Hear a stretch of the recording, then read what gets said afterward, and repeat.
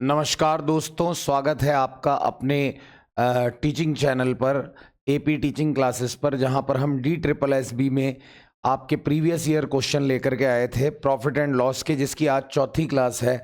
3 classes हम ख़त्म कर चुके हैं और तीनों क्लासेस में आपको हमने प्रॉफिट एंड लॉस के बहुत ही बेहतरीन क्वेश्चन कराए हैं, है ना। जितने भी DSSB में आए हुए क्वेश्चन हैं वो हम आपकी 3 क्लासेस में करा चुके हैं। कुछ क्वेश्चन बचे हुए थे जो हम चौथी क्लास लेकर के जिसके लिए आए हैं। आज क्वेश्चंस थोड़े कम होंगे लेकिन क्वेश्चंस अच्छे होंगे, इस बात की गारंटी है आपकी, है ना। तो आइए देखते हैं कि हमारे पास कौन कौन से क्वेश्चंस और बचे हुए हैं जो कि DSSB में आए हुए हैं। आप मेरे साथ साथ करने का भी प्रयास करेंगे। देखते हैं पहला क्वेश्चन क्या है। कहता है किताब को 60 रुपए में बेचने पर 5 रुपए का लाभ होता है। देखो, कोई किताब है 60 रुपए में बेची जा रही है, 55 रुपए का लाभ हो रहा है।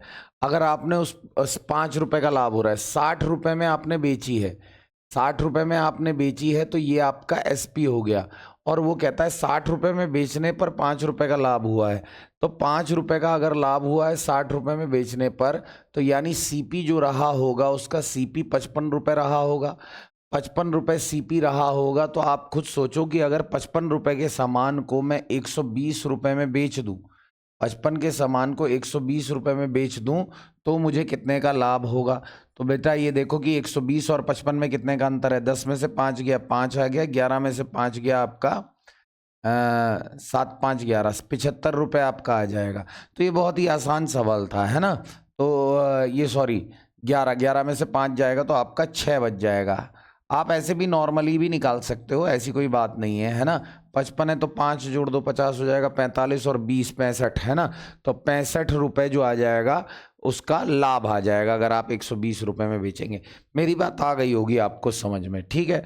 आज थोड़ी सी आवाज़ मेरी बैठी हुई है, लेकिन हाँ, सेशन ज़बरदस्त होने वाला है। कह रहा है खाद्यान्न विक्रेता गलत बाट का प्रयोग करते समय 10% दोनों में प्रत्येक स्थिति में, खरीदते समय एवं बेचते समय प्रत्येक स्थिति में 10% की बेईमानी कर रहा है। तो 10% की बेईमानी कर रहा है, तो दोनों केसेस में वो क्या कर रहा है, 10% का लाभ ले रहा होगा। और मैंने आपको बताया है कि इसके लिए एक फॉर्मूला होता है x + y + x × y/100, x × y/100। SSC भी इसी आंसर को आपका सही मानता है। तो आपका कितना हो जाएगा, 10 और 10 20 हो जाएगा, और 20 में अगर आप 1 जोड़ देंगे तो आपका 21% आ जाएगा। तो 21% का लाभ आपको ले दे करके हो जाएगा। तो यहाँ पर आपका 21% सही माना जाएगा। दूसरा क्वेश्चन था ये। आइए बेटा तीसरा क्वेश्चन देखते हैं। तीसरे क्वेश्चन में क्या कह रहा है। तीसरे क्वेश्चन में कह रहा है कि एक व्यक्ति एक मेज व एक कुर्सी 500 रुपये में खरीदता है। ठीक है साहब, वो कहता है मेज और कुर्सी 500 रुपये में खरीदता है यदि वह चाय की मेज को 10%, चाय की एक मेज और कुर्सी खरीदता है, चाय की मेज को 10% हानि व कुर्सी को 10% के लाभ पर बेच देता है। एक व्यक्ति चाय की एक मेज और कुर्सी 500 रुपये में खरीदता है, यानी दोनों का दाम दिया हुआ है। पूरे लेन देन में उसे 10 रुपये का लाभ होता है। अगर मैं कहूँ कि पूरे लेन देन में उसको लाभ का प्रतिशत कितना होता है, तो लाभ का टोटल प्रतिशत निकालूंगा तो कैसे निकालूंगा, तो मैं 10 ऊपर रख दूंगा, है ना। और 500 पर 10 का लाभ हो रहा है ना बेटा। पूरे लेन देन में 10 रुपए का लाभ हो रहा है, तो 2 जीरो से 2 जीरो कट जाएंगे, आप कहोगे 2% का लाभ हो रहा है। ऐसे क्वेश्चन में जैसे मेज की बात करता है, मेज कह रहा है यानी टेबल, कुर्सी यानी चेयर, तो मेज पर कहता है कि 10% की हानि होती है, तो 10% की हानि हो गई। और चेयर पर कितने का लाभ हो गया, तो चेयर पर 10% का लाभ हो गया। अच्छा, दोनों पर मिलाकर के अभी अभी मैंने आपको बताया कि 2% का लाभ हो रहा है, तो 2% को बीच में रख दीजिए। -10 और 2 का अंतर जो होगा वो 12 का हो जाएगा। 10 और 2 का जो अंतर होगा वो 8 का हो जाएगा। एलिगेशन लग जाएगा। 4 दूनी 8 और 4 तियाँ 12, यानी 3 2 मिलाकर के 5 हो गया। 5 यूनिट का मतलब आपको 500 रुपये दिया हुआ है, तो 1 यूनिट का मतलब आपको 100 रुपये हो जाएगा। आपको ये देखना पड़ेगा वो पूछ क्या रहा है। वो पूछ रहा है कुर्सी का क्रय मूल्य, तो कुर्सी लिखी हुई है यहाँ पर, कुर्सी के नीचे आ रहा है 3, यानी 3 का मतलब कितना हो जाएगा बेटा, 300 रुपये। ऐसे क्वेश्चन में एलिगेशन लगा देते हैं और बहुत ही बेहतरीन तरीके से ऐसे सवालों को हम कर लेते हैं।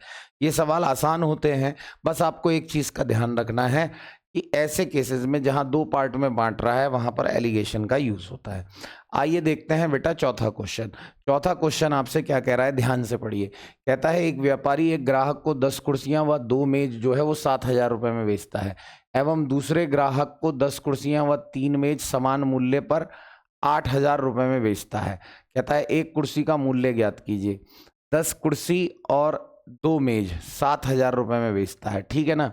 तो आपको 10 कुर्सी, 10 चेयर और 2 टेबल का आपको जो मूल्य दे रखा है वो 7,000 रुपए दे रखा है, ठीक है।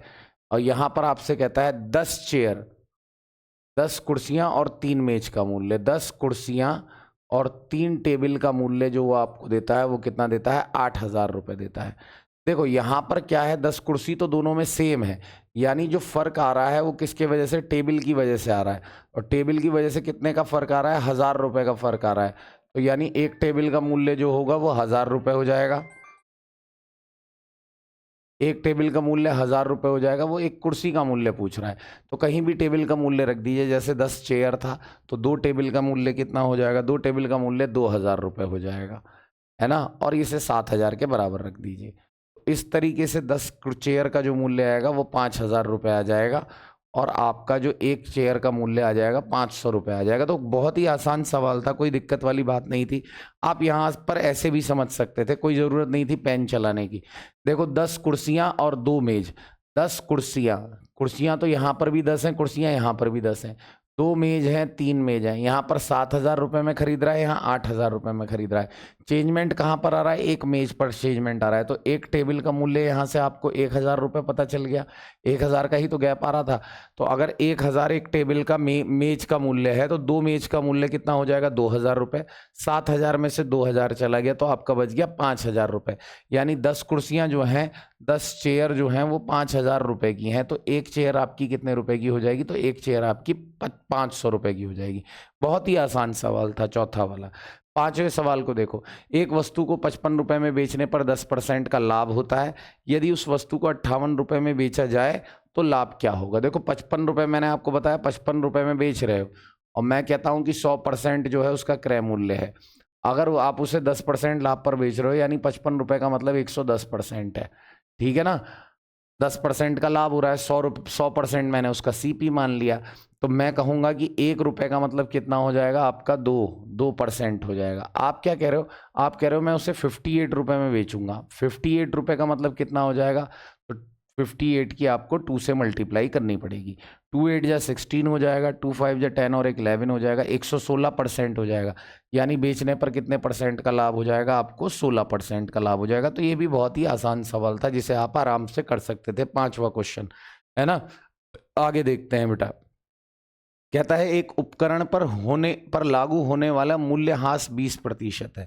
मतलब मूल्यह्रास 20% है, 20% का ह्रास होता है तो 1/5 हो जाता है ना। तो मतलब कोई चीज 5 की थी तो 4 की हो जाती है। उस उपकरण की 3 वर्ष बाद कीमत पूर्व कीमत की होगी कितने परसेंट, 5 से 4 हो रही है, 5 से 4 हो रही है, 5 से 4 हो रही है। तो ये हो जाता है 5 पंजे 25 पंजे 125, 4 चौक 16 चौक 64 हो जाता है। तो वो कह रहा है ह्रास कितने का हो गया, ह्रास ही तो हो रहा है। तो वो कह रहा है कि 3 वर्ष बाद पूर्व कीमत, उपकरण की 3 वर्ष बाद कीमत पूर्व कीमत की कितने परसेंट होगी। तो आप ये देखो कि कितनी परसेंट हो गई, 3 वर्ष बाद की कीमत पूर्व की कीमत की कितने परसेंट होगी। तो 25 चौक का 100, 25 पंजे 125, 4 चौक 16 आएगा, 4 छंग 24 और 1 25 आएगा। इसको मैं भाग दे दूंगा 5 से, 5 पंजे 25 आएगा, 5 एकम 5 आएगा, 5 दूनी 10 आ जाएगा। तो ये आपका 51.2% आ जाएगा। ये भी बहुत आसान सवाल था मेरे बच्चों। सातवां सवाल देखो, 700 रुपये में बेचने पर 20% की हानि होती है, तो 20% का लाभ लेने के लिए कितने में बेचना पड़ेगा। 20% की हानि होती है तो मैंने आपको बताया है कि 80% का मान हो गया आपका 700। तो अगर आप कहोगे 1% का मान कितना होगा, तो मैं आपसे कहूंगा 700/80, है ना। 700/80, 120%, 20% का लाभ लेना है तो 120%। तो आप 700/80 कर दो और गुणा कर दो आप 120 से, 120 से आपकी गुणा हो जाएगी, 0 से 0 कट जाएगा, 4 दूनी 8 और 4 तियाँ 12 कट जाएगा। आप 2 से काटोगे तो 2 से ये 700 कितनी बार, 350 बार कट जाएगा। 0 का 0 आ गया, 3 पंजे 15 और 3 तियाँ 9 और 1 10 आ गया। 1,050 रुपये आपका आंसर आ जाएगा। ब्यूटीफुल, बिल्कुल एकदम आसान तरीके से हो गया है सवाल, है ना। एक वस्तु को 24 रुपए में बेचने पर एक व्यक्ति को उतने ही प्रतिशत की हानि होती है जितना उसका क्रय मूल्य है। वस्तु का क्रय मूल्य ज्ञात कीजिए। देखो एक तो चीज़ आप ये ऑप्शन से भी कर सकते हो, और मैं आपको बताऊं एक फॉर्मूला भी है, अगर आप लगाना चाहो तो ये लगा सकते हो। वैसे मैं कहता हूं कि आप नॉर्मली इससे करोगे तो ज़्यादा बेटर रहता है, ऑप्शन से करोगे तो ज़्यादा बेटर रहता है ना। और 40 और 60, और हमेशा ऑप्शन में ये देख लिया करो कि जोड़ करके 100 आ रहा है कि नहीं आ रहा है। यहाँ नहीं आ रहा है, यहाँ नहीं आ रहा है, केवल यहाँ आ रहा है। तो आप देखो जैसे कोई 40 रुपए का सामान है, अगर कोई 40 रुपए का है 24 रुपए में बेचने पर, 40 रुपए का सामान है, 40 रुपए को आप बेच रहे हो, जितना उसका क्रय मूल्य है उतने ही प्रतिशत की हानि पर। 40 रुपए के सामान को 40% की हानि पर बेचोगे तो 60/100 में बेचोगे, 60% में बेचोगे। देखो कितने का बिक जाएगा, तो ये बिक जाएगा आपका 24 रुपए में। ऐसे ही मैं कह रहा हूं कि मान लो 60 रुपए का सामान है, तो 60 रुपए का सामान है, उसको आप 60% की हानि पर बेचोगे, यानी 40% पर बेचोगे, तब भी आंसर कितना आएगा आपका? 6 चौक 24 रुपए ही आएगा। तो यहां पर आप ये देख लिया करो कि ऑप्शनों में कौन सा ऑप्शन है, ऑप्शन से इस सवाल को करना ज्यादा सटीक रहता है। कितना बेहतरीन क्वेश्चन है, और लाइनों में आप बिल्कुल छोटे मोटे तरीके से आप इन सवालों को कर रहे हो, कोई प्रेशर नहीं है। एक व्यक्ति अपनी घड़ी को 24 रुपए में बेचता है, लागत मूल्य जितना ही प्रतिशत लाभ पाता है, लागत मूल्य क्या होगा? मैंने फिर आपको बताया कि लागत मूल्य और ये दोनों के दोनों समान है ना। तो 24 रुपए में बेचता है, तो कहता है लागत मूल्य जितना ही प्रतिशत लाभ है, तो लागत मूल्य क्या है? चलो एक मैंने इसका ये भी बताया आपको, सीपी बराबर ऐसे भी याद रख सकते हो, 10 गुणा 25 प्लस माइनस विक्रय मूल्य माइनस 50, ऐसे भी याद रखोगे तो काम चल जाएगा। ये वही सवाल है, बस इसमें क्या है, लाभ है। 10 गुणा, अच्छा 25 है, आप बेच कितने में रहे हो? 24 में बेच रहे हो, लाभ हो रहा है इसलिए प्लस ले लो, माइनस का 50, तो ये आपका कितना आ जाएगा? 10, और ये आएगा आपका 49। एक और तरीका है, वैसे भी तो कर सकते हो, लेकिन ये एक तरीका है। तो यहाँ बच जाएगा 7, 7 की 10 से गुणा करोगे तो 70 हो जाएगा, 70 में से 50 घटाओगे कितना आ जाएगा? 20 आ जाएगा। और पहली बात, यहाँ पर कोई भी ऑप्शन मैच नहीं करेगा 20 के अलावा। जैसे मान लो 20 है तो 20 रुपए का ही लाभ होगा, तो 120/100 में बिक जाएगा। तो आप ऐसे बाई ऑप्शन करोगे तो 12 दूनी 24 रुपए में बिक जाएगा। अगर आप ऐसे करोगे तो ये आपका बाई ऑप्शन कहलाएगा। तो बाई ऑप्शन भी आप कर सकते हो, तब भी आपका आंसर कौन सा मैच कर रहा है बेटा? ये 20 वाला मैच कर रहा है। आ रही है मेरी बात समझ में? आ जाओ। देखो इतने ही क्वेश्चंस थे, क्योंकि कल हम सारे क्वेश्चंस कर चुके थे, 3-4 क्लासेस में सारी क्वेश्चंस कंप्लीट हो गए। तो लाभ हानि के बहुत ही अच्छे क्वेश्चन थे, कुछ थे बहुत ही वैल्यूएबल, मतलब कुछ बहुत ही आगे जा रहे थे जिसमें कैलकुलेशन पड़ रही थी, और बाकी देखा जाए ओवरऑल तो आसान क्वेश्चन भी लाभ हानि से आपको देखने को मिले। मैं आपसे फिर कह रहा हूं, दरखास्त कर रहा हूं कि आप सेशन को लाइक करते रहिए, चैनल को सब्सक्राइब करते रहिए। एकमात्र चैनल है जिस पर DSSB के सारे क्वेश्चन डाले जा रहे हैं, तो आपके लिए बहुत ही उपयोगी है।